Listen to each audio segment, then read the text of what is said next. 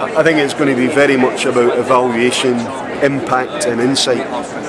We've got to show that L&D actually drives the business and the organisation forward at a critical time, a spending constraint, etc. And that's why those things are going to be the most important for us. For me, the biggest issue for L&D is about how we build the capability for tomorrow's leaders. Currently, I think we do a lot of development and coaching around competency frameworks, which for me are designed to build the capability for today and not tomorrow. And I think we need to be much more innovative and explicitly build leaders of tomorrow. The big issue for L&D this year is the trainers becoming professionally qualified. We've seen a big increase in independent trainers and corporate trainers wanting to get the CIPD qualifications to protect them in the tough climate. It's still going to be employee engagement, but I think it might become more about from a leadership point of view, so having an inclusive leadership and how that will then reflect onto the employees, because I think trying to engage with employees on an individual basis and not actually doing it as an organisation from the top and seeing those seeing people act in specific ways from the top is not going to actually be as effective.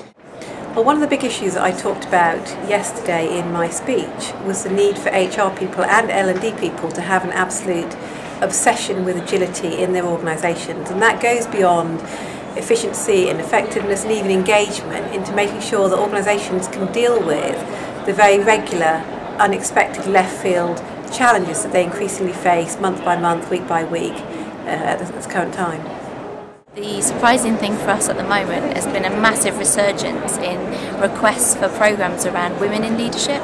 And I think that there's been a report published recently by PricewaterhouseCoopers which was basically looking at the percentage of women in leadership roles from the ground level up really within organisations. So we've literally in the last 3 weeks had about 10 requests from organisations looking for that. So I think what we're going to see in the next year is a real increase in the number of women in leadership positions in organisations. I think one of the key things for HR to deal with is what might be called the dilemma of austerity. On the one hand, there's a recognition that organisations have to become much more productive and increase investment in skills. But on the other, there's going to be less public money going around. Businesses are somewhat strapped for cash, and individuals who are facing higher costs of living might be reluctant to invest in their own skills. So how employers, how HR can help boost the skills agenda in the UK at this time of austerity and how well they cope with that, I think will be a key test for the next couple of years. As the economy starts to pick up, retention we're seeing on all of our clients' agendas. And I think particularly for top talent, the last couple of years, while things have been difficult, people have been willing to kind of sit and just kind of wait it out. Now there are plenty more opportunities for good people, and organisations need to get their house in order in terms of the deal that they're offering for those high potentials.